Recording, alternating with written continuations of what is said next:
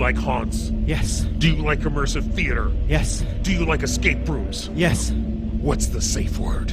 My haunt life.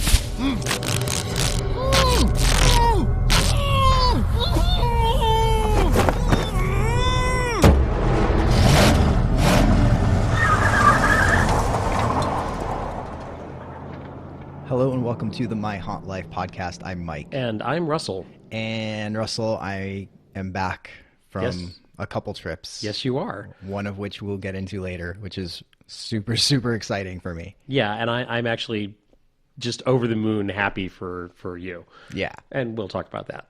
See, no spoilers. Yeah, no That's what we spoilers. like. Literally, So- even of the own podcast. So this is kind of like almost a commercial. Like you have to tune in to the end and see. Actually, even though I'll probably put it in the show notes. Yeah, that's true. And the title of the podcast. Stay tuned for this final plot twist. Yeah, if you're blind though, then you are in for a surprise. Okay. But first, we got mail. Yes, we did. We got 2 mails. Yes, we did. Actually, we're 2 mails. Yes, we are. Oh, that was dumb. I'm just going to continue agreeing with you until you get to the point. Okay. But we got our new box of dreads. And you actually didn't get one. Yes. Which is a bum out. This is the beginning of, like, I dare we say, like, the rebirth of Box of Dread, because they've done a lot of recent customer service surveys. They've gone to the people who've been subscribing for quite a while, and they did a survey where they were asking people, what would you rather do? Would you rather have different types of things included in the box of dreads for a higher price? What about shipping costs? Do you want that included? And so they're upping their price point for future boxes of dread. And in that, apparently, some of the customers, the lists got messed up a little bit, and some people didn't receive their last box of dread. But I know they are working on that. I've been in touch with their customer service, and they've been very helpful. And supposedly, the one I have not received yet is on the way. Cool. Well, I brought that one here so you can open it and be surprised and shocked and amazed. Oh, cool. Excellent. So this is Here you go. This is the one you didn't get. Yeah, as Mike said, we have actually received supposedly 2 boxes of dread. So Well, I did. You did. So because you get everything. All right, hold on. Oh my God, it's completely full. Mm-hmm. Oh wow. Okay, I'm just going to wow a couple of times. Oh wow, those are beautiful. Wow, this is like full of DVDs and characters and all right. So this is a Twilight Zone and this yeah, because well, yeah, that's true. All right. the curation. This box was actually curated by Adam Green, the film director behind the Hatchet series. Mm-hmm. And inside there are 2 DVDs, including Hatchet 2 and Hatchet 3. Which are fantastic. So, yeah, tons of fun.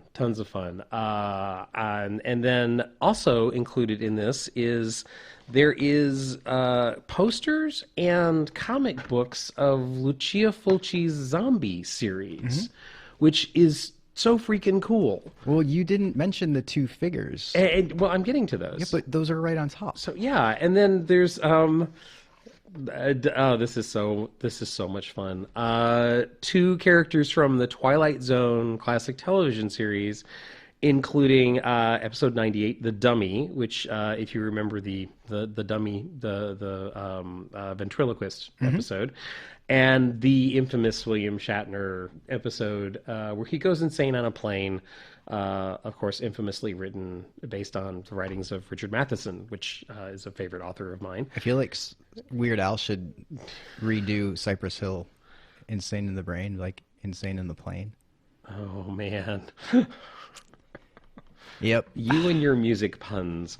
So, yeah, and there's also a Twilight Zone comic book. That's getting into That's a graphic novel, Russell. I was gonna That's say. not just a comic book. Jeez. that's getting into the graphic novel territory. That's beautiful. So yeah, this is And there's a print there is a print and a there. magazine. Yeah, this one, it just keeps going down. This is like the magician's like suitcase where they pull out, like, just keep pulling stuff out. Oh wow. You'll have to help me with the print. It's Reagan. Oh, I'm sorry. I didn't see it at first. Yeah, it's an artist interpretation of Reagan from The Exorcist, signed. That's very unique. That's very disturbing also.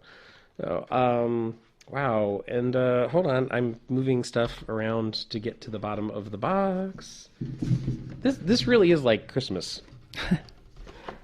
It's a Delirium magazine. Covering things like Bloody Pit of Horror, Night of the Living Dead. Wow, the new master of Mexican horror. So, a history of a Mexican death culture. Like that. All right, that looks interesting. Gosh, they really, really have. Now that they're having people guest curate and do all sorts of things with Box of Dread, this is becoming a really, really much more interesting series to subscribe to. Especially for the price point, because this box at that price point is insane. Right, which was at this point was $19, correct? I believe so, yeah. Yeah, and then they are upping that price point a bit, but still completely worth it. Mm-hmm. So that was the one Box of Dread. And here, why don't you cover the other Box of Dread, Mike? Oh, yay. And I just am randomly looking at a DVD that I let Russell borrow. Everyone should go listen to Switchblade Symphony. Just saying. Like, 90s cute girl goth. Yeah, I would second that. Thank you for loaning that to me. You're welcome. Okay, so the next box it looks like a takeover box. The whole box, it has a special design for a new movie called The Lodgers. And it's being guest curated by someone you may know, Oren Peli, or Peli. It's Peli as far as I know. Or let's just think of different ways to say things. Okay. We can be like Kramer. And you may know him from Paranormal Activity in that series. And he guest curated this box. And there's 2 DVDs in here. One of them is Paranormal Activity. It's classic at this point. Yes, it is. Like, it's Definitely. weird to say because it feels like it was like yesterday that it came out. And it does. So it's like you've seen the poster I have upstairs, don't you? I don't know. I think you have. Yeah, The one with the eyes cut out? No. Oh. So I have the. I'm going to nerd out for a moment. I was at the very first public screening of Paranormal Activity, which took place at Screamfest LA here in Los Angeles, and I actually have the poster upstairs for it framed because it was one of those truly special screenings that by the end of the movie, everyone in that audience knew, like, I don't know what the hell I just saw, but it was so cool and so creepy. And that was an earlier cut of the film, which they did alter the ending before it got the mass release, and it was quite a ways before the actual theatrical release. But and this DVD apparently contains one of the original endings that they tested out, and I'm wondering if it's the ending that I saw at that screening. Okay. So, which was an ending where the police actually showed up. So I have funny stories about this. Yes. If you want me to share. Go for it. So when this came out, it was one of those things where it was only playing at like the ArcLight for a while. And there was, and every screening was selling out. So my roommate and I at the time, we went to see it, and we went to, stupidly, like a midnight showing. So we didn't get home till like 2 or 3 in the morning.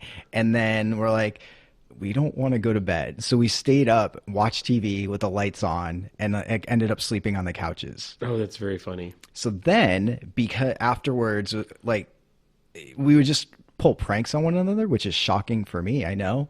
But there was one time when I went out dancing or something, and I didn't get home till like 2 or 2:30, and I go into my room, and I noticed that, like, fishing line or something, and it's like, what the hell is this? And so I pick it up, and it's like tied to my blanket, and so I follow it. And you've been in my house, like the empty bedroom. Like, I went back there, and my roommate is in there, and all of a sudden he's just like, God damn it, I waited up so long for you to get home. And I was like, what are you talking about? He's like, I had tied this to your curtains and your bed sheet, and I was going to make it move and think that your room is haunted. And he like stayed out. He had work or something in the morning, and he stayed up till like 2:30 or 3 waiting for me to get home, and there was no payoff. Oh, man. But he sounds like a very cool roommate. Yeah, I guess. He was. Anyways, so there's Paranormal Activity DVD, and there's also a DVD called Let Us Pray, and that's Prey. And that is from Brian O'Malley, who is also doing The Lodgers, which the box is about. Oh, The Lodgers. That's also the shirt that's included, as you can hear in its poly bag. And then also there's a signed print from The Lodgers with Brian O'Malley's signature, as well as the writer-composer David Turpin.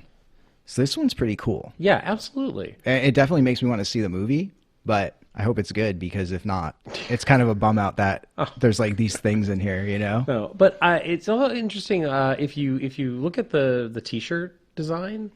It's like, for a horror film, that's actually like a really bright, colorful design, and yet still completely creepy. Yeah. So I really like the T-shirt design. So congratulations, Box of Dread, man. So yeah, I mean, these boxes of dread, like, I know I say this every podcast, but they just keep going like up and up. Like, I'm so stoked on these. Yeah, and they've really made an effort to reach out to the subscribers. And obviously, Mike, you and I have subscribed for quite a while now. They really did ask for input. They were asking for things that we wanted different or improved upon. And you see our feedback being incorporated into the boxes. Yep. Not a lot of other boxes or crates do that. Yeah, it's very cool. So for more information on Box of Dread, you can find them on the web at boxofdread.com, on Facebook, Instagram, and Twitter, also Box of Dread. And you went to see a show that I didn't get to see. Yes.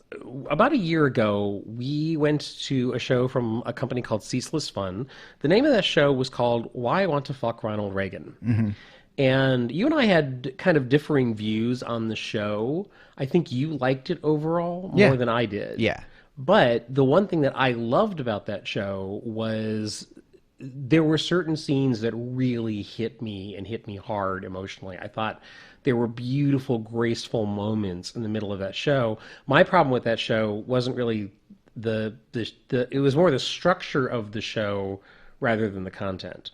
So it was the structure of the show that didn't quite work for me, and it was leaning toward an open world exploration kind of vibe in an immersive format.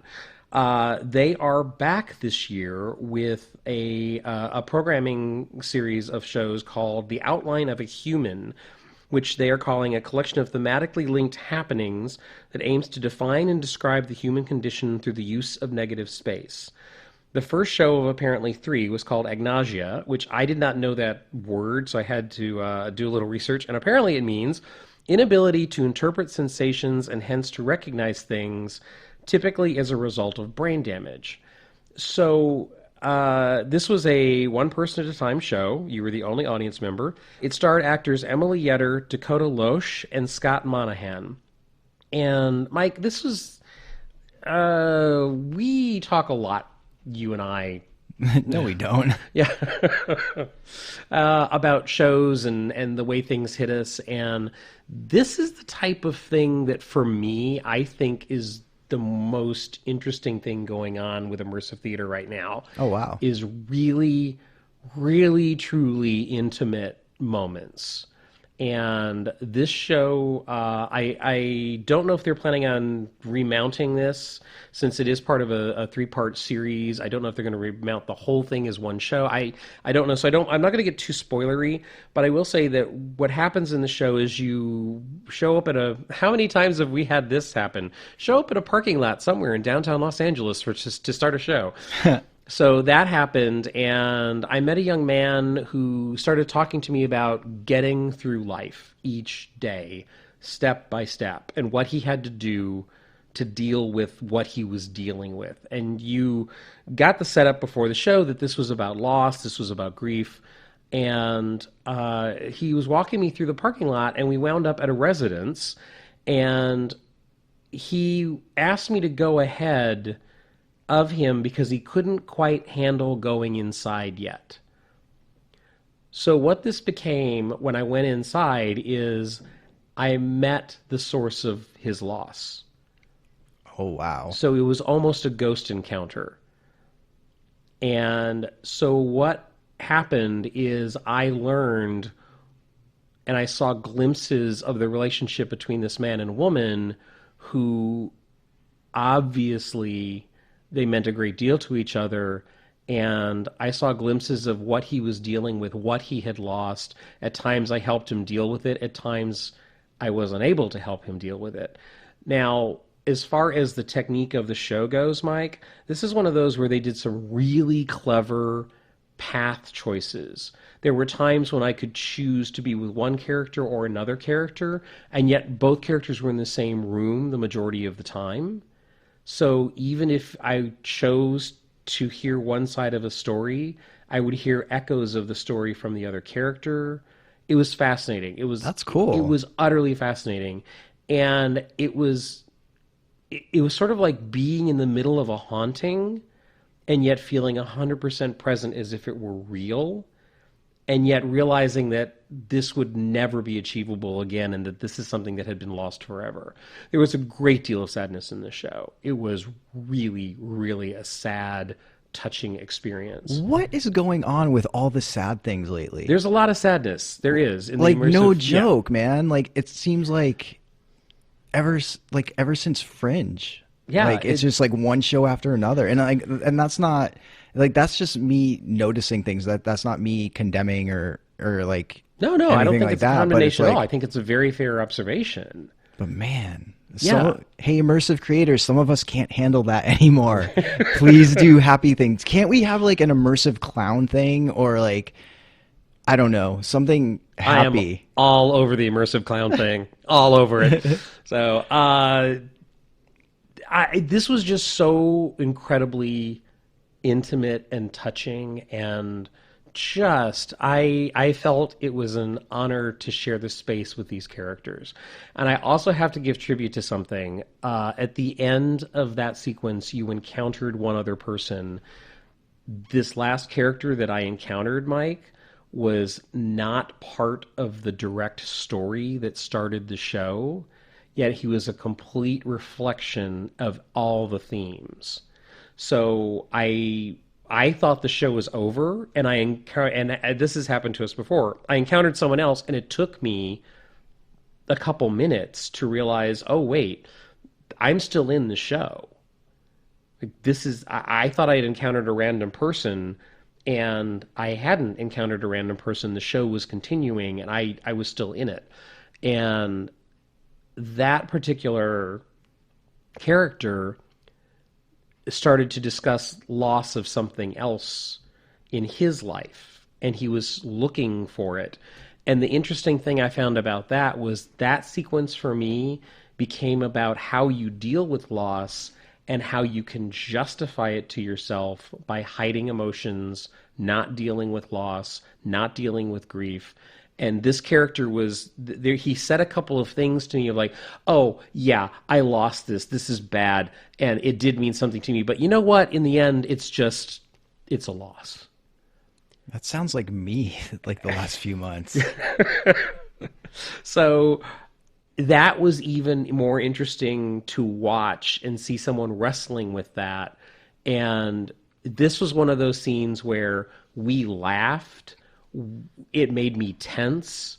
Like, he got really upset, and I comforted him, and it just, by the end of it, I couldn't do anything because of the way he was choosing to deal with the grief and the loss.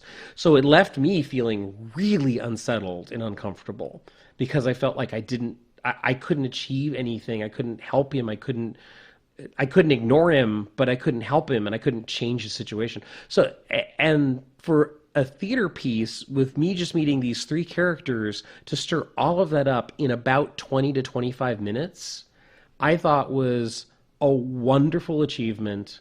And for me, like I said, the show, the Ronald Reagan show from last year, to me was a wonderful experiment. The structure didn't quite work for me. This piece, Mike, has gotten me so excited about where these people are going in the future. That's awesome. Is it still going on? No, this was a limited run. Like I said, this is supposedly part of, I believe, a 3-chapter series. So If they decide to remount it, which I'm sure they might, because other companies I know are following the structure and remounting the shows, it will be interesting to see what they do. I would love to see this mounted again and have more people have the opportunity to see this show. I thought this was a beautiful, intimate piece. I really did. That's awesome, man. Did you cry? No, I didn't actually. All right. So, however, there was a really heartfelt, tender hug at one point during the show. And you know I like hugs. You've heard it here first, folks. Whenever you see Russell out in the wild, hug him because he likes them. So, yes, Russell likes hugs. Can we start a hashtag Hug Russell? I wouldn't mind that, Or actually. Hugs for Russell, anything. So all right, let's start this. You'll have to forgive me, people. If you hear a weird rasp in my voice, it's because I've been fighting a bit of a cold. And every time Mike is making me laugh, I'm fighting the urge to cough into the microphone. Hashtag Hugs for Russell after his cold is gone. Yes, which hopefully will be in the next day or so. Unless you want some of his germs inside you, and then that might just get weird. We're moving on.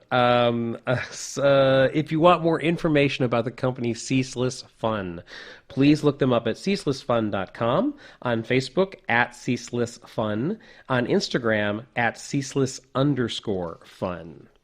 And Mike, after that, I think the next thing that we did was an escape room experience. Yes, and this is one that I have been waiting for to open for so long. I think it might be a year at this point. We've been aware of this for quite some time. Yeah, and this is Stash House, and it is in Koreatown, so you can get Korean barbecue beforehand or after, depending on when you go. And I was really excited about this escape room specifically because it's being run and designed by our friend Tommy. Tommy was actually interviewed on Noah's podcast, No Proscenium, so check that out.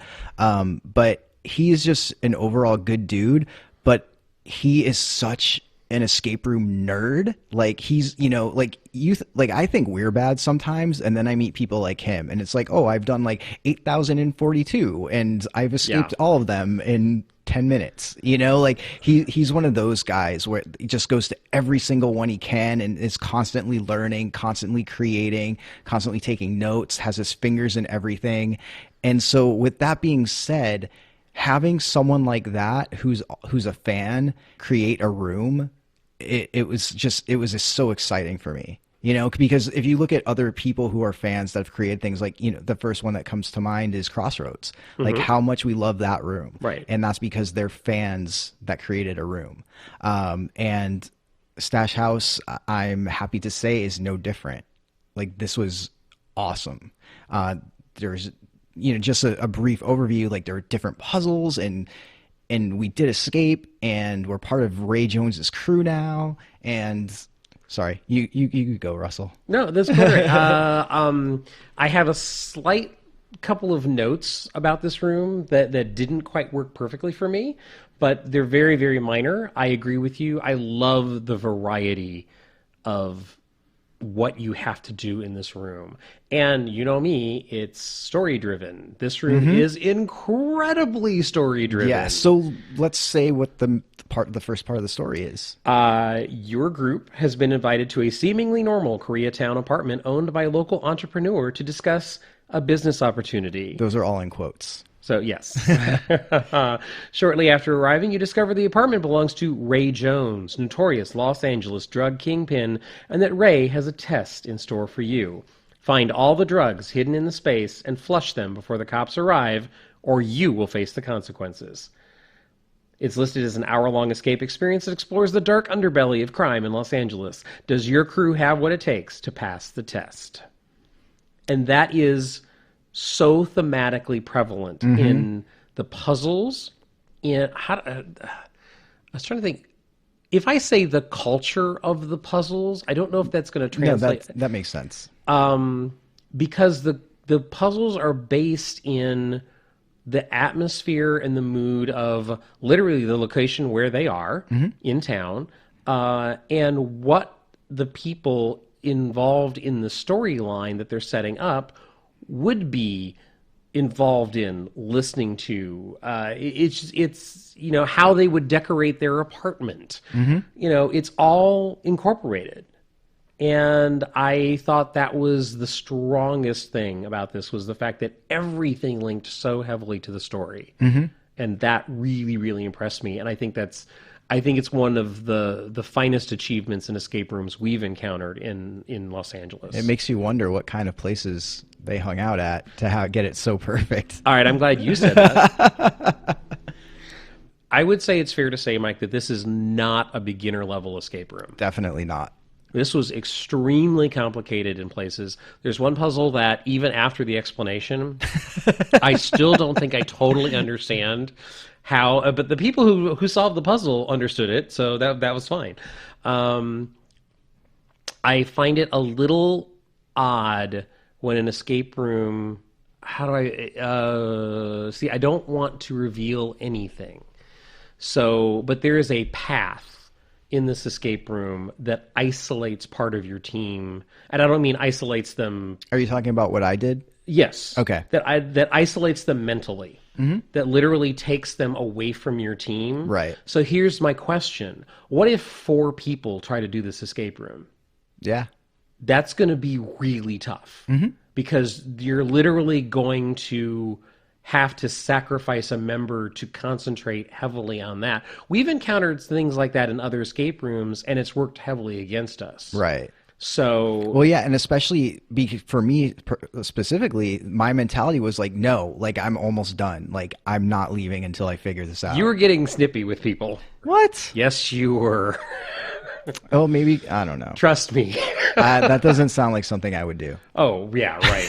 So, but the other thing is the fact that everything, it's also one of those escape rooms because everything is sort of intermingled so heavily into the story that part of the fun of this escape room for me was realizing like, oh wait, like this seemed so trivial 40 minutes ago, and now it's the key thing that we need. You know, it's one of those escape rooms. One thing that I will say about this is I feel that they could do a slight alteration to the ending to make it more clear. What are you, with hand motions, what exactly are you talking about? The ending of this escape room happened for us, and 2 people in our crew didn't even know that we had finished the escape room.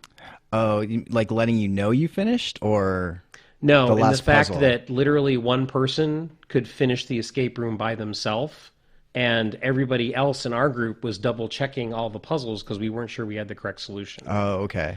And so the escape room ended, the solution was found, the task was created, and then people walked up and went, oh, wait, did we finish the task? Oh, because some people were in a different part. Double checking clues Right. to making sure that we had come to the right conclusion, which, by the way, that final...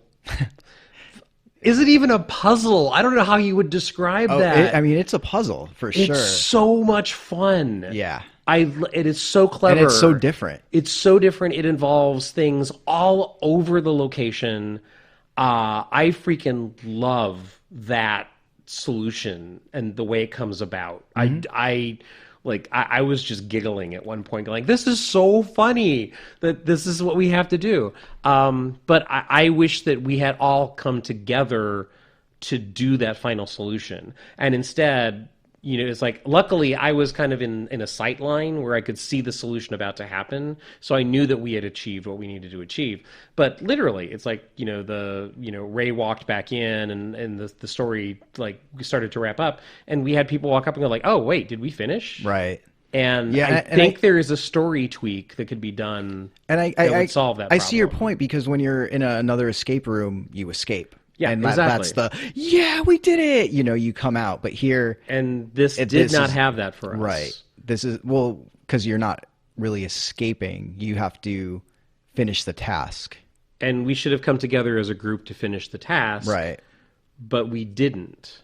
And that was the one problem. And I think it could be solved with the story. But that's my opinion. Mm-hmm. You know, and it's like, not disparaging the escape room. I think it's a blast. I think it's incredibly clever in so many ways.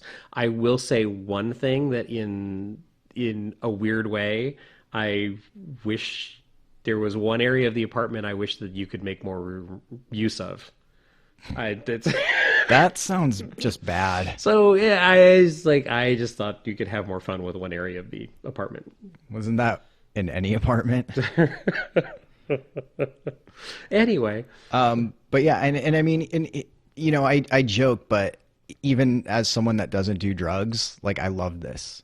Like even though this is something that's like I do not follow, I don't, like. oh yeah, like, this is a complete new atmosphere for me. I Yeah. had no idea what we were getting into. Yeah, but I mean, even with that, it's still fun, and the tasks that you have to do. I mean, if you don't do drugs, like, I mean, that's great. What you have to do. Yeah. Mm-hmm. So it's like, ha, gotcha. So this was a lot of fun. This was a great deal of fun. Yeah, and the puzzles are challenging but not impossible. There's a wide variety of things to unlock. It's not just a lock and key. There's lots of different ways to unlock things. Lots of things to find, secrets to uncover. This had it all. Yeah, many secrets to uncover. You talked about me being basically away from the group for a bit. Yeah. You were concentrating on one thing. Yeah, and I think because of that, I think there's replay value for some people. Yeah, I would like to replay this room and concentrate on different things. Yeah. But also in my situation, I was one of those people running around.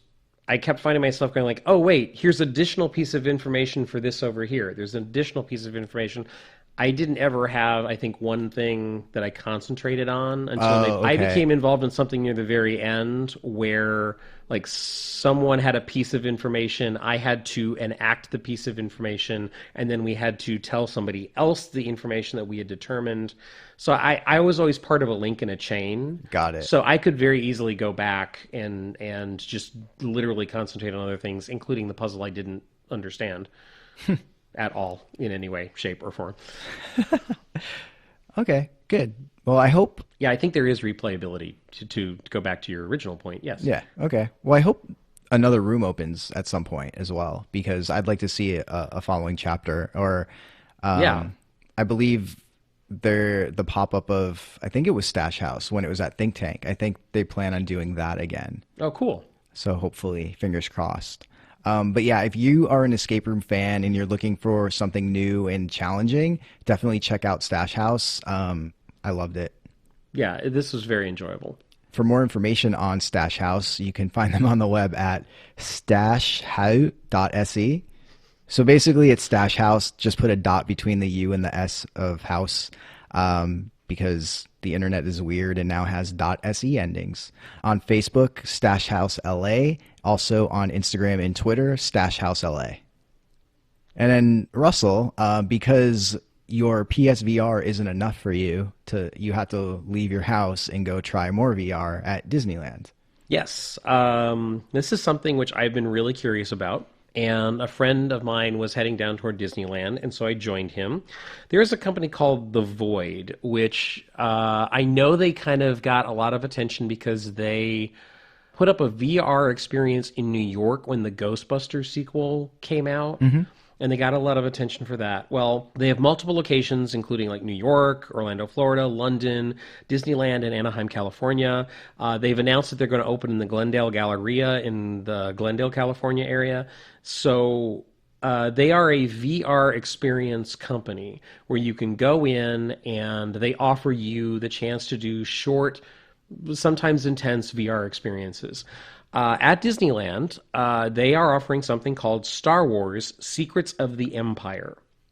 So this is a VR experience where you are not just dealing with the VR. There's elements around you. They make use of the environment. You are fitted with a body vest and helmet. You are mic'd so you can talk to your group members, and if necessary, other characters in the VR experience can talk to you. For the Star Wars Secrets of the Empire experience, you are allowed 4 people per group. If you show up and you buy tickets, you might be grouped with people other than people you know, if there's like a one person or a single person or something like that. On the day that we went, we ended up being just the 2 of us. Oh, wow. In our group. And the experience works perfect up to 4 people. It's just designed that way. The storyline is a very simple mission. you are learning, you need to learn a piece of information and come back with that piece of information. So you go in, you're fitted with the helmet, you're fitted with the vest, and the vest lets you interact with the environment. And what it does, obviously, is there's sensors and everything in what you're wearing. So the environment starts to interact with you, which is extremely cool. And this becomes a really exciting about 15-minute experience once you're inside the VR itself. It's a little bit longer than that with the whole helmet and getting fitted. And they introduce the character in advance of, like, one of the characters that you may know from one of the recent movies will tell you what your mission is and what you need to do, what you're looking for. It lays out graphically, like, this is what you need to accomplish. And then they put you in a VR environment. And once you're in the VR environment, you actually enter the Star Wars universe, and you are a member of the Rebel faction. No, Russell. I'm sorry, I think I came out wrong. Where do you work? And you... The Rebel Alliance. Where's that shaking my head emoji? Yeah, you're a member of the Rebel Alliance, and you have to infiltrate a particular spot on a base. And of course, things don't go quite as planned. So here's the cool thing, and I really do not want to spoil this because I know people listening to this podcast go to Disneyland, and I know people listening to this will partake of this VR experience. It is incredibly fun, and you get to play around in the Star Wars universe. The path is laid out for you, but what happens and how you get from point to point in the path is up to you, like how fast you're doing it. You know why? Right. Because your path is your own. Oh, thank you very much for that. This was a great deal of fun, and the cool thing for me was when I started to realize that the physical environment around me, including, I hope I'm not saying too much, unlevel surfaces, like when you have to walk forward, if a door opens in the VR world, you literally walk forward. And the environment changes around you, the VR changement around it, but you have space to walk. And so what happens is if you walk into a room and you have to interact with something, you actually reach out, but it's not like playing a VR video game where you're reaching out and you affect something in the VR world. You reach out, Mike, and you actually physically move stuff. Oh, okay. And that is utterly fascinating because what you're doing is you're physically changing stuff around you, but you're encountering it in the VR headset. The silliest thing, which absolutely there is no plot point to this, there's no reason I'm revealing this other than the fact that it just tickled me to death when I did it. There's one point where you have to move from one point to another, and you stop in a room, and there was a wall. And for a second, I wanted to stable myself, and I touched the wall, and there was something that wasn't there. I could see something in VR, and it went, oh, that's not there. And I turned around, and there was a droid in the room. And I went, oh, I have to. And I walked over, and I poked the droid on top of the droid's head. And the droid was real. The droid was in the room with us. And so I literally put my hand on the droid. Did you give it the Death Star plans? So I leaned over and gave it a secret message, but no, I literally put my hand on top of the droid, and I was like, wait, this is so cool because you're in VR, you see the droid. That must have messed with your head a bit. Oh, it was so cool. But there's several times when things like that happen. If you reach out and try to stable yourself on. I have a fear of plummeting to my death. You know that about me. So you let so much information out to the public. I in this really podcast. Jeez. Maybe I should bleep that. But there is a spot in this VR experience where you kind of have to face a little bit of that fear, and you reach out and there's a railing. The railing is there. So when you reach out and touch the railing in VR, you actually touch something in real life as well. So the incorporation of the environment is so cool and so precise. And they have fun with temperature, they have fun with noise. There is one little element which is sort of a puzzle thing, and I want to say one thing about it. If you do this experience and you realize that you're about to face a little bit of a puzzle moment, part of the key of that is not to let only one person do it. The key is let everyone in the group have a turn. And it's designed for that to happen. And there were only two of us. I don't think either of us realized that it's like, it's one of the escape room moments where you go like, oh, I solved that, let's move on. And I turned and there was nothing changing. And I went, oh, we have to do this in multiple ways and multiple times. But the key thing is I realized that's an opportunity for everyone in a 4-person group to have a chance to actually play. Right. Okay. And it's just like, so. And the only reason I'm putting out there, it's a little spoilery, but the reason I'm putting it out there is just give everyone in the group a chance to play. If you go through this with a group of 4, everyone needs their little time to play. So it was great. I thoroughly enjoyed this. That's awesome. Highly recommend it. Did you have weapons or anything? Like, was it a game or was it more of just like an experience kind of thing? Well, if you're the Rebel Alliance and you're sneaking into a secret base, I think you're going to encounter resistance. Because when you started talking about it, all I could think about is Farpoint. It's like, oh my God, if you had a gun and you could shoot, like, yeah. You might get to physically pick up a few things and make use of them. Neat. Defending the Rebel Alliance. What if you want to be part of the Empire? You can let your fantasy run wild with that. It's really fun. I highly recommend this experience. Is it worth the price? I believe yes. And the reason I say yes is because they have created an environment which is a big playground with a footprint that you aren't going to find playing a video game at home, even if you have VR. And because of the body vest that you have on and the way it interacts with your environment, that's what makes it worth the price of admission for me, is because you're not going to get this experience at home. Cool. So yes, absolutely. One weird little customer service thing I will say, we were walk-ups. We were doing other stuff in that area.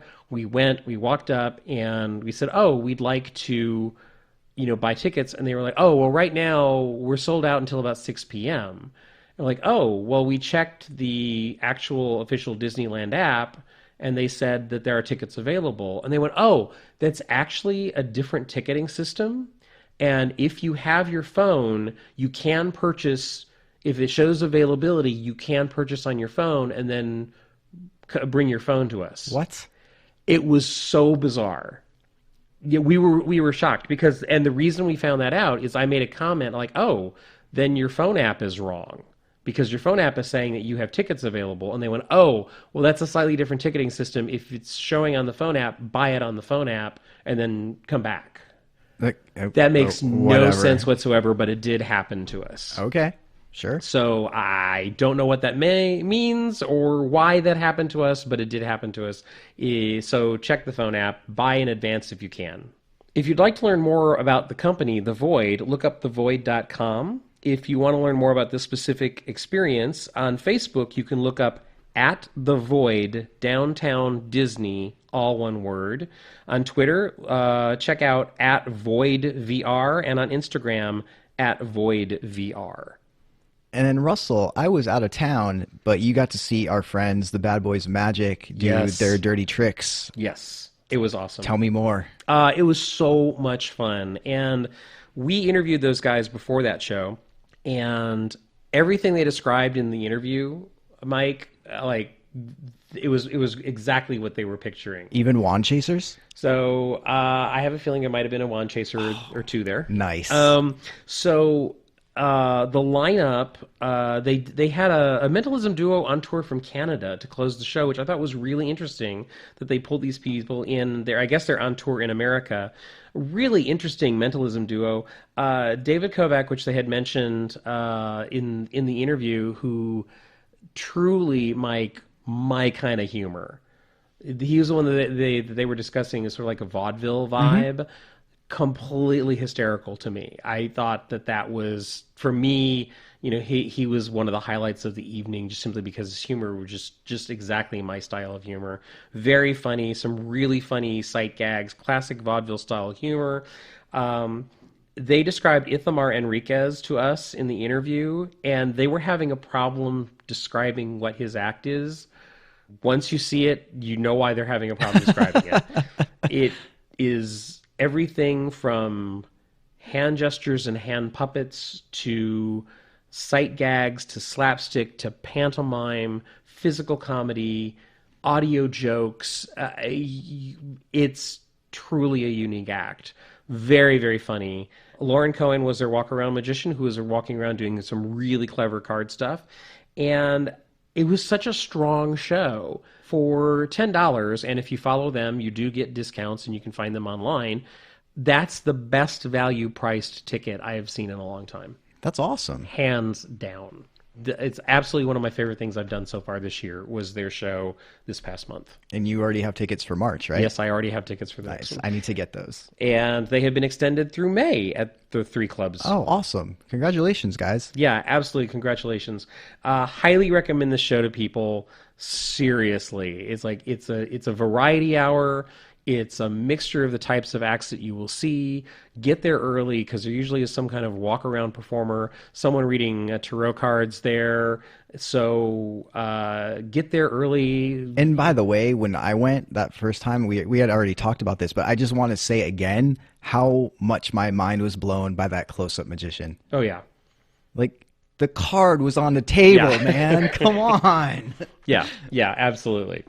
Definitely like one of the best values in town, hands down. Question, did they do the same things in between the sets, or was there new stuff? No, they had new stuff. Rad. Including I don't want to use that because it's kind of a magic term. Whoa. They did a very clever switch. Okay. In plain view, that was just like when they did it, and like the whole audience just gasped. It was so wonderful to because Mike and Magic, the gotcha moment when you realize that you have been completely had, Yeah. you have been completely fooled. It's like Dan and Eric did a routine that the moment came at the end, and I was like, I cannot believe I missed that. I cannot believe it's like I have no idea when they achieved what they achieved. But when they did the reveal at the end, I was like hats off. Like, you got me completely. I fell for that. Wow, that's awesome. Yeah, it was so much fun. And it was a little gross, which is fine. Perfect. And then looking at the March lineup, I mean, we've seen John Armstrong like at Fringe. Yes. So he's amazing. Yeah, John Armstrong strong. They do have a FISM award winner scheduled named Arthur Trace. They also are having an act named Mystica, and the close-up magician is scheduled to be Robert Ramirez. I know their lineup is a bit subject to change depending on the acts themselves, but that's a strong lineup right there that they have scheduled. And these guys have delivered every time we've seen them. This is definitely an evening worth checking out. And it's a Sunday. Yeah, absolutely. It makes me wonder because you know how TV like always changes things. I wonder if when Game of Thrones, and like now that Walking Dead is on, I wonder if people will not go, but they should, because you can record that stuff. Yes, you can't you can. record this. I mean, you can record this. It's probably up on YouTube right now, but it's not the same. Yeah. You will have the same experience if you record Walking Dead. That's true. But not, yeah. I'm going to shut up now. Okay. If you'd like more information about the Bad Boys of Magic and their show Dirty Tricks, go to badboysmagic.com. On Facebook, look them up at New Bad Boys of Magic. On Instagram, Bad Boys Magic. And on YouTube, they do have a channel which we will have a link to in the show notes. Now, Mike, you were unable to make that show Correct. because, wait for it,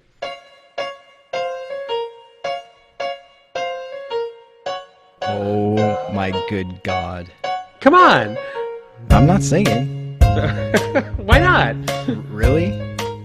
It's like, you went to New York, dude. Yes, I did. I was so happy that you went to New York. Because I was not here. I see how it is. Yeah, I went to New York. I went for work because I went to Toy Fair because I'm a big, huge toy nerd, and now I get to buy toys. And by the way, again. I'm jealous of some of the pictures that you sent me. Yeah. But I'm sorry, I interrupted. You're a big toy nerd. It's okay. Yes. And wow. I mean, just that show itself. But I mean, that's work. No one cares about work on the podcast. I finally got to see Sleep No More and Then She Fell. Mm-hmm. And now I see what all the hubbub's about. Yes. Yeah, like amazing. And it's insane. And I kept trying to think of metaphors on how to say this, but it's like, watching a band and then seeing the band they were influenced by finally, and seeing like, oh yeah, like they're playing all of their chords perfectly. They, and for this, just the opening of Then She Fell, like that opening monologue, it was just like, holy crap. Like, I get it. Like, I get why everyone talks about this, and like, in Sleep No More, same thing. Like, I get it, and like, I had such a fear because I feel like I was spoiled by LA, because you know how when there's something that's original, people always try to outdo the original. And so my worry was seeing all the things I've seen in LA, like everything from like Tension to stuff like the Speakeasy Society, like Johnny, all of that. It's like, is this going to have the same impact on me? Like seeing like these first versions basically. And it did.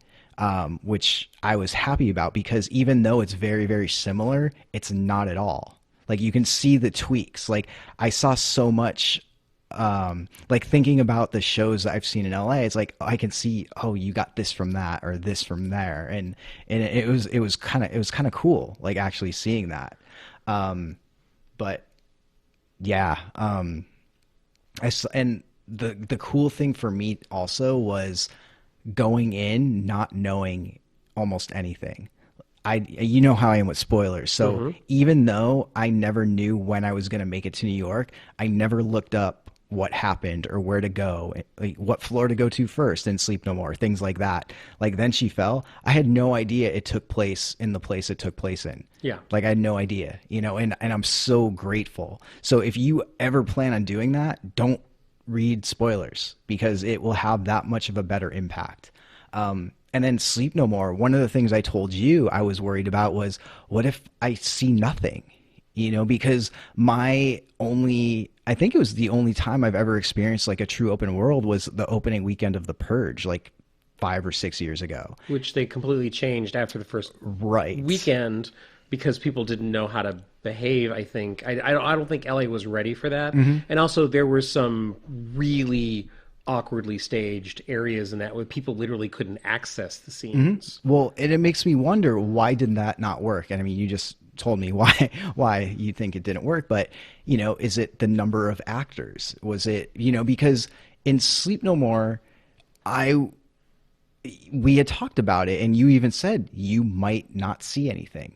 There's that chance. There and is. Luckily I did. And I feel like there was enough going on that you could stumble upon something and not have to worry about it. There was a lot of times I spent actually just roaming around looking at the set, just because it was so beautiful. I did some of that. And also I found myself several times when I went, I stumbled upon the tail end of scenes. Mm-hmm.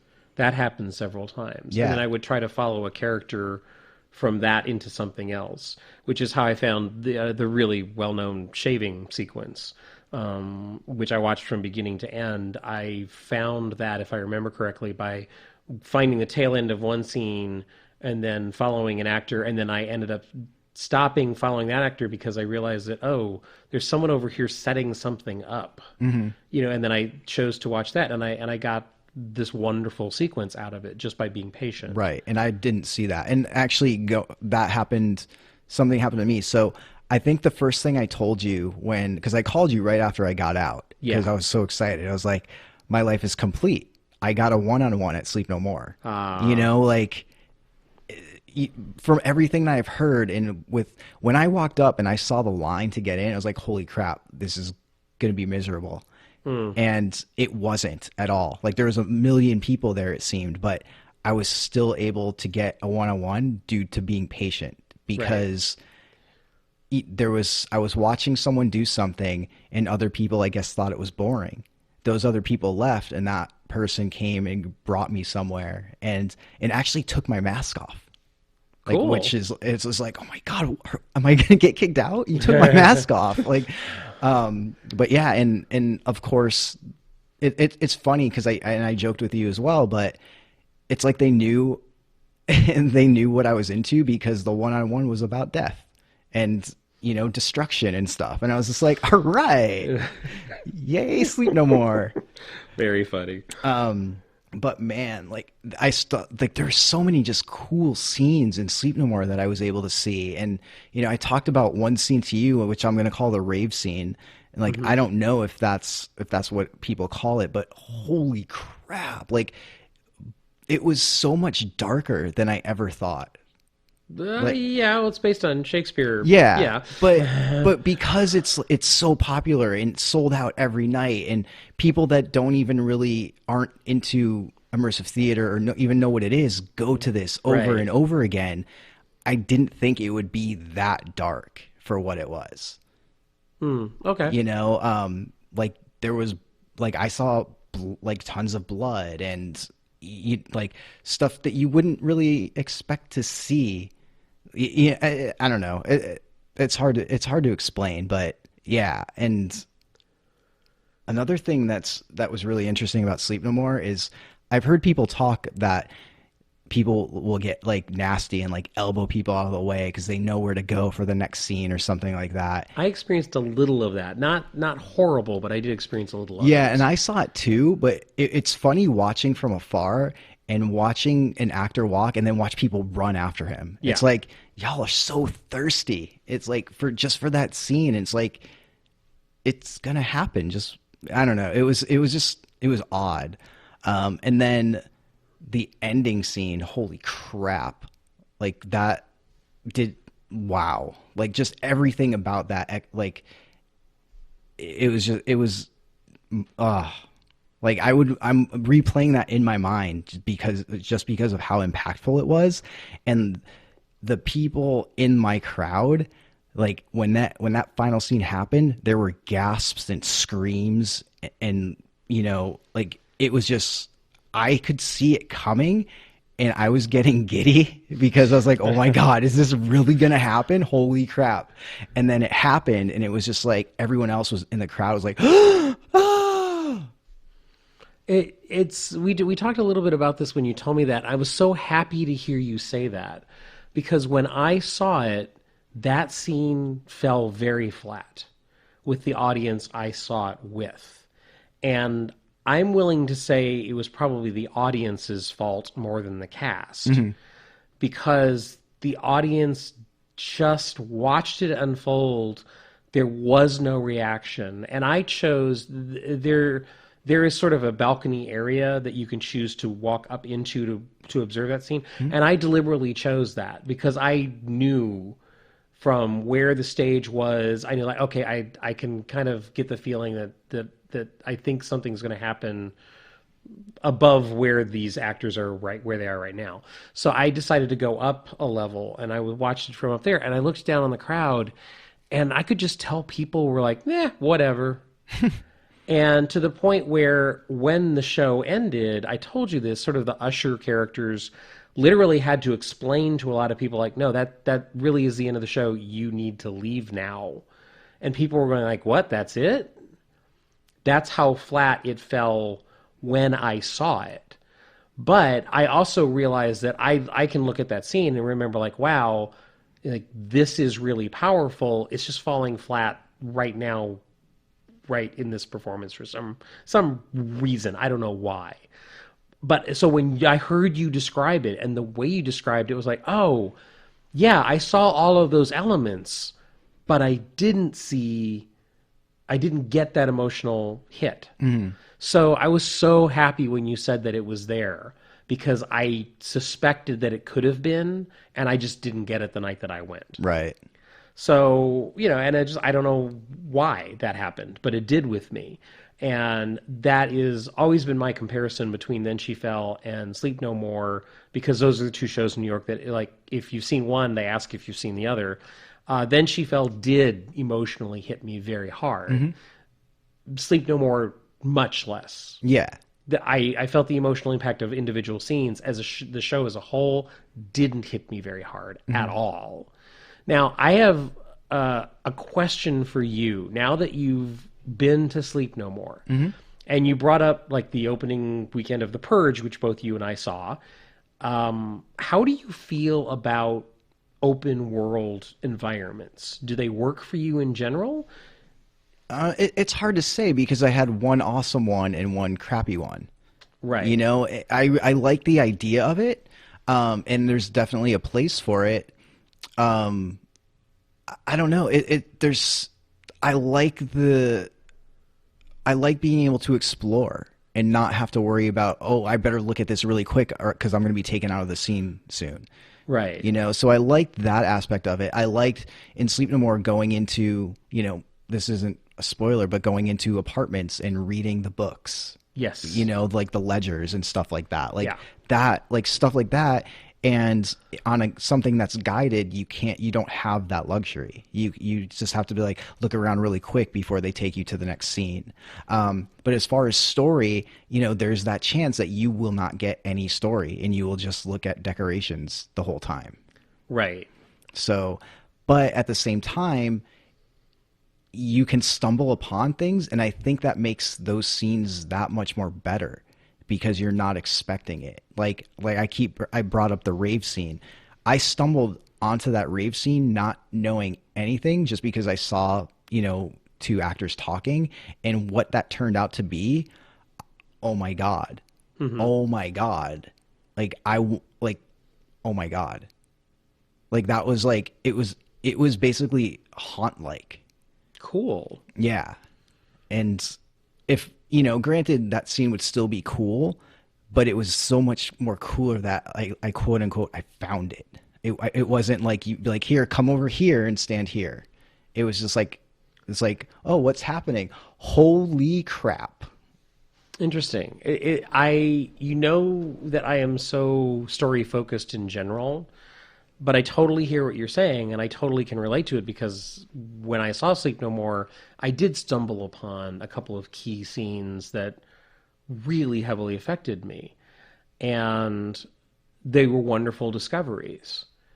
You know, there's a well-known moment in Sleep No More where an actor disappears, literally vanishes in the scene, and I witnessed that, and there were several of us patrons who, when the scene ended, they basically duck behind something, and we went like and then something else happens and the scene ends, and then we literally went to go find that actor, and he physically had vanished. It was like a magic trick, and we were like, oh, that's such a wonderful touch. And it's weird little magical moments like that in the open world stuff that really do add an air of this is special. That I did discover this, that I did find this.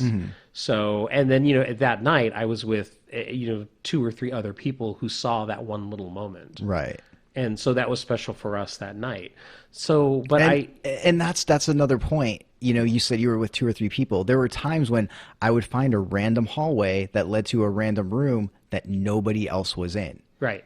And I did too, yeah. Yeah, and so then you see, you know, if there's an actor there, you know, and then maybe someone else comes, it's like, it's such an intimate thing that it's not so much a one-on-one where they take you away, but it's a scene that's being played out because you found it. Right. And that's pretty cool to be able to do and not have to worry about, you know, 15 people on a guided tour, like fighting for. Yeah. And Yeah. and I understand the appeal of the open world aspect, and I don't have a fear of missing out. It's not that I'm referencing, but I do like a little bit more meat on the bones, so to speak. I do like a little bit more story driven aspects of something. And from the open world stuff that I have explored, which is, you know, been Sleep No More, has been The Purge, has been, well, even if you're in something where you can choose to follow a particular actor toward one end of a scene or another end of a scene, even that is a little bit more story driven, even though it feels like open world. So I prefer story driven stuff and where I'm a little bit led, but there's got to be a happy medium somewhere, I think. And, you know, I want to go back and see both of these shows again to see how they impact me a few years later. And I think I would be probably a little bit more ready for Sleep No More now than when I first did it. Right. Because it was you know, it was a new world for me when I went to it. I had never experienced anything quite like it. So it was very, very new to me. And that's the interesting thing too. With Sleep No More, like I said, like it seems everybody has gone, even people that are just don't know what immersive theater is. They're just, oh, I heard about this show, I'm going. Right. You know, and Then She Fell is kind of like, I guess, the baby brother to Sleep No More. I mean, is that a fair comparison in a way? Not in my opinion, Okay. because I love Then She Fell so much. No, I know, but you know what I mean? Like Sleep No More is like up here and like, Well, as far as yeah. popularity, and I say that because I've talked to people that have gone to Sleep No More multiple times that have never heard of Then She Fell. Right. And the person I went with is prime example, lives in Brooklyn, been to Sleep No More 3 times, has never heard of Then She Fell. Wow, that's interesting. And so I took him to Then She Fell and he was just like, holy crap. Like, how did I not know this exists? Right. Like, this is amazing. Well, 2 different companies and 2 different styles. So, and you're right, Sleep No More gets much more publicity, and also they're putting hundreds of people through their doors. What was it, 12 per audience? Yeah, 12 or 15. Yeah, 12 or 15 audience members for Then She Fell, which is a very different experience. Yeah, and it is a LED experience, but it's also much more intimate overall than Sleep No More is. Oh yeah, and Then She Fell. I mean, it's apples and oranges comparing the two. Yeah, I agree. I agree completely. But I loved Then She Fell so much, and there was just the choreography of like the dancing and I will say dueling at one point.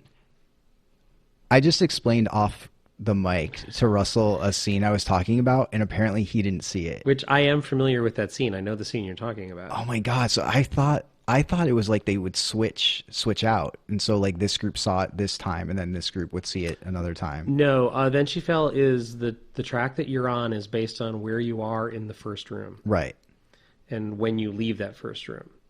Did you leave that room fairly early? I think it was maybe the third group.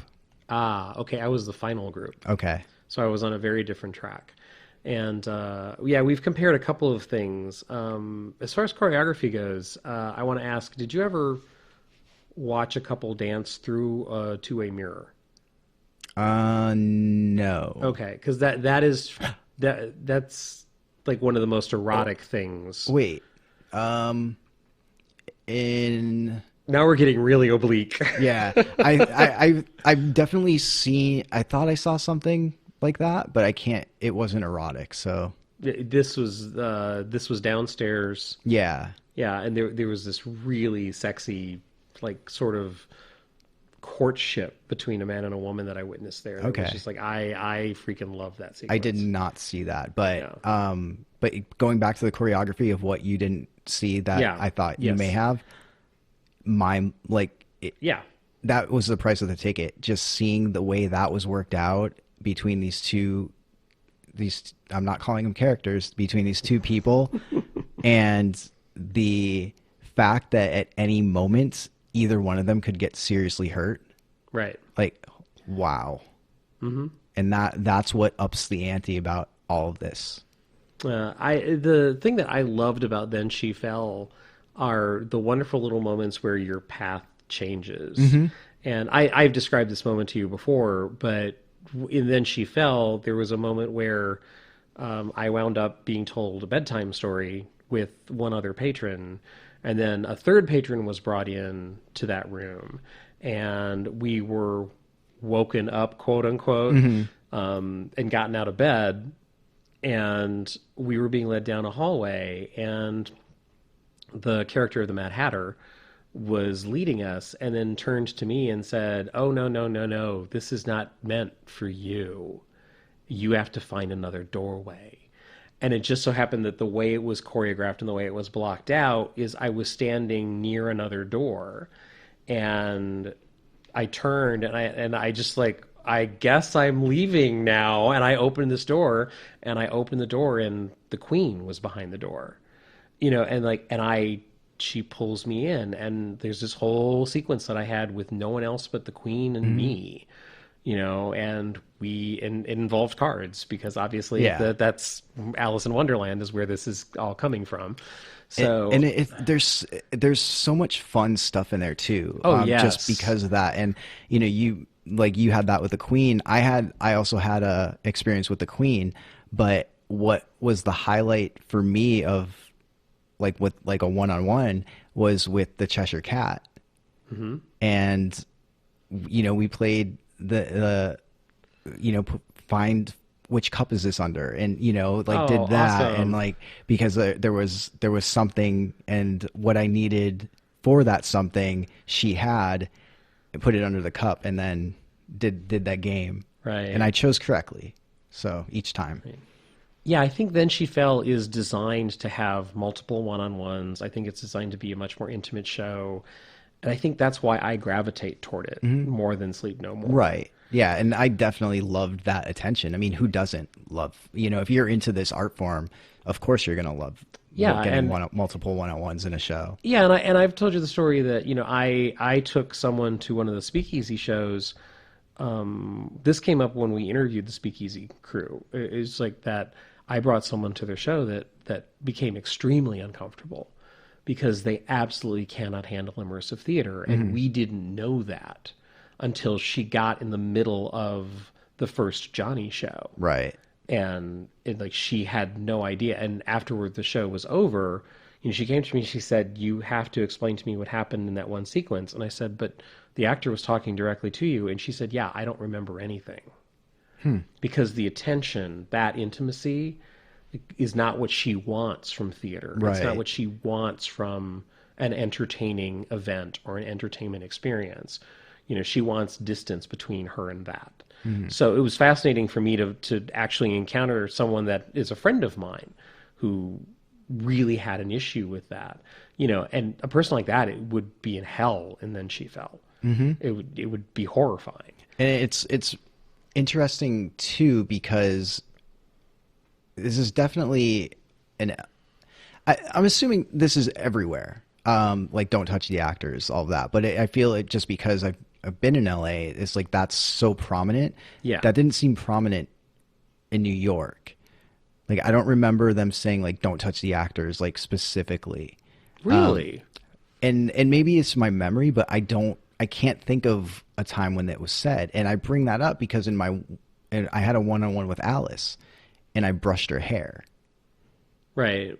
And it's and at first I grabbed her hair and held it as I brushed it. But then I was oh wait, I probably shouldn't be doing this. And then I just started brushing it. Oh, interesting. I seem to recall, because Then She Fell, and also Then She Fell, I felt was so well handled as far as, because Then She Fell is a show where you are offered food and drink. And they are very good and upfront of saying, if you have allergies, this is what you're going to be dealing with. If you don't drink alcohol, which, is a factor here, just refuse the drink. And that's the first time I'd ever seen a show do that. And I think it's a very intelligent move. Yeah, because especially for me, because I don't drink, in any other show, I would think that would ruin my path, or that would alter it. Right. But here, they make it up front, basically saying, no, it's okay. Yeah, it's okay to say no. And I seem to recall there being instructions about that at Then She Fell. I really do. I think there were instructions.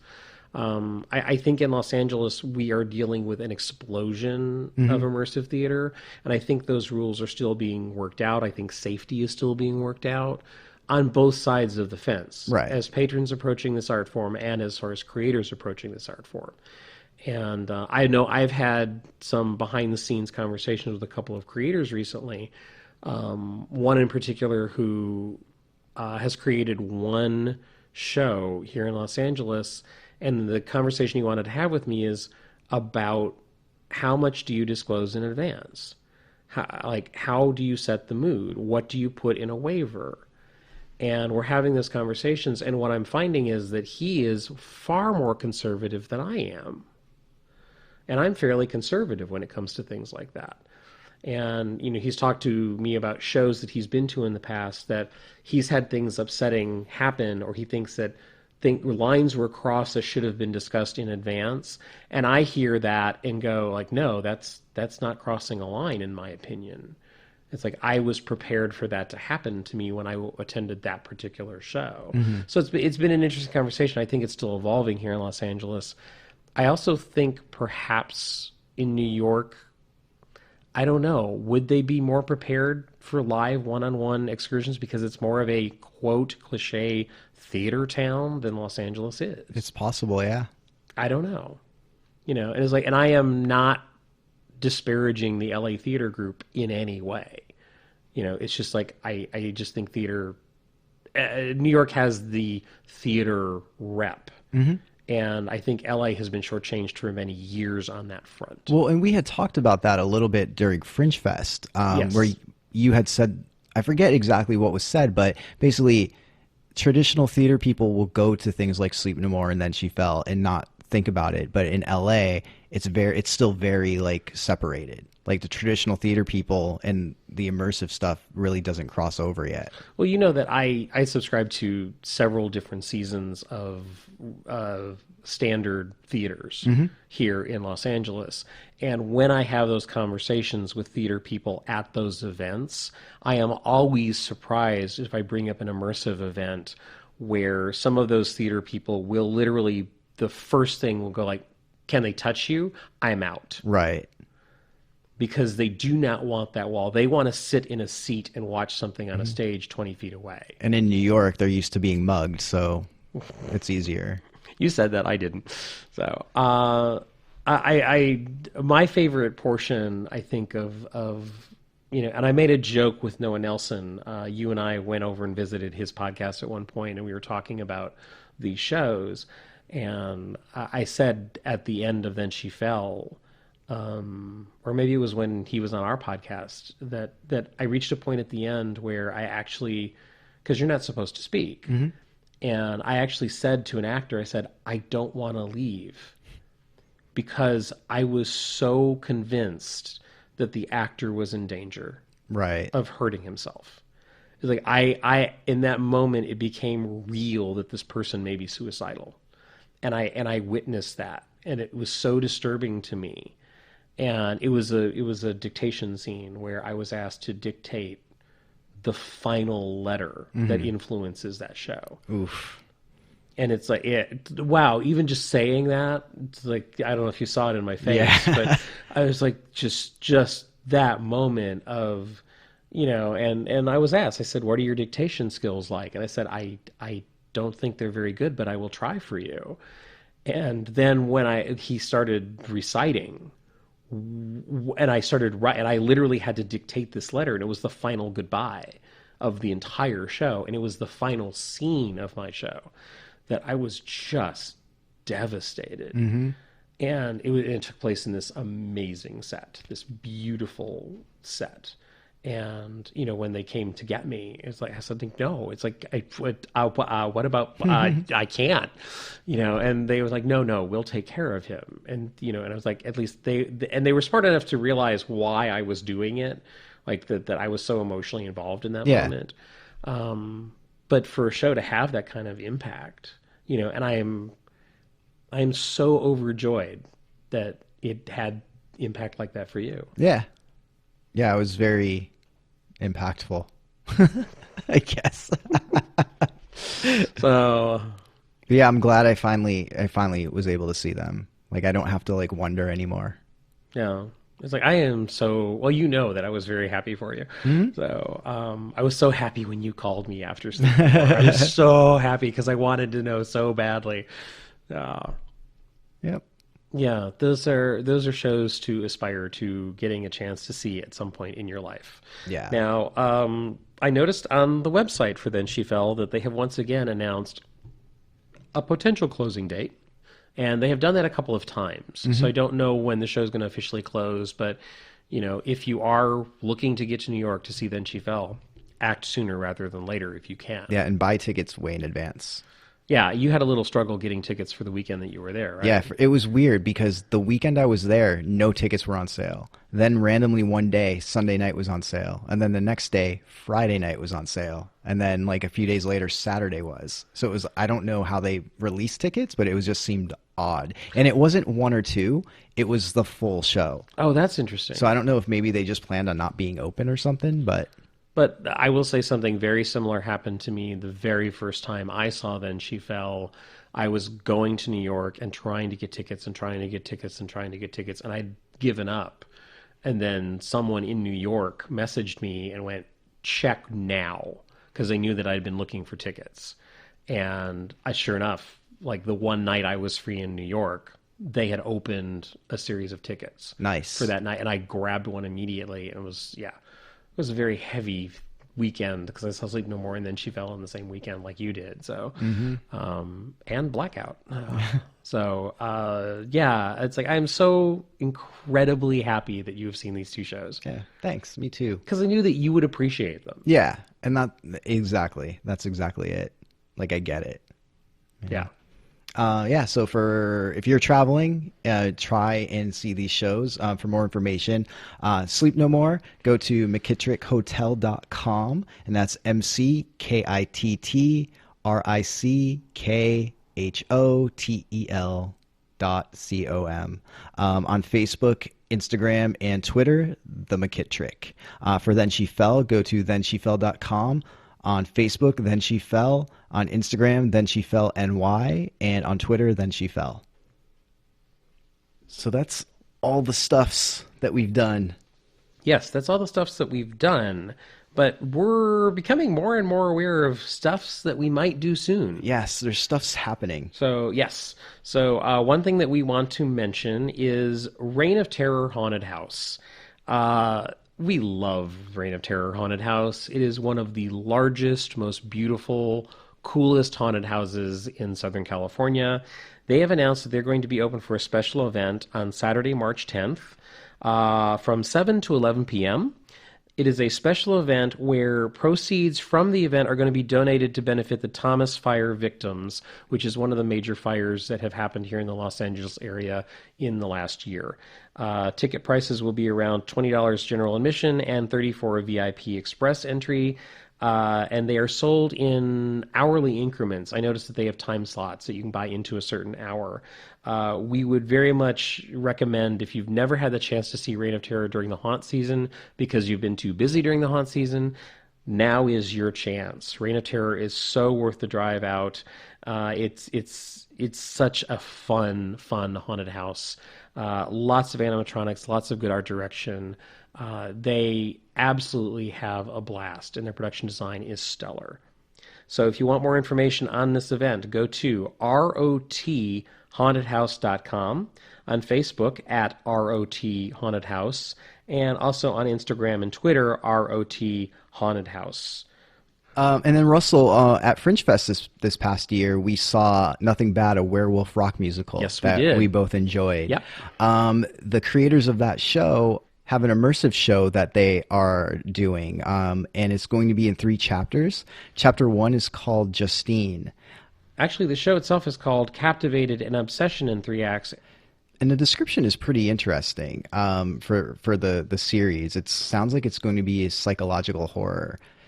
Presented in an unconventional manner and reminiscent of classic tales of horror, Captivated, an Obsession in 3 Acts promises to be immersive, intriguing, and intimate. And you get pizza. Chapter 1 is apparently a pizza party with you and a couple of other people and your friend Victoria. Drinks and food will be provided, it says. So if you would like more information on this show, as a show overall and also Chapter 1, you can look up theyplayed.com. The name of the company presenting this is called They Played Productions. And you can also look up They Played on Facebook as well. Tickets are available on brown paper tickets, and you will find links to the tickets at those sites. And the show notes. And the show notes, too. And something that I have done, Mike, that we really haven't talked about. That's a lot of things.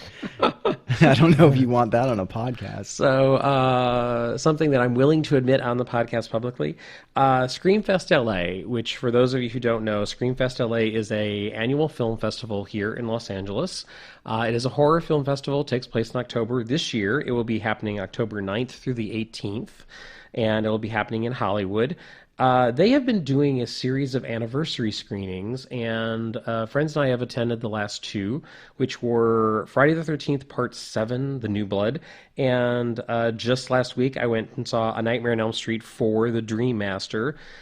Both of those had Q&As with the directors of the films, John Carl Buechler or Beekler, depending on who you talk to, the director of Friday the 13th, Part 7, and Nightmare on Elm Street 4 was directed by Rennie Harlan.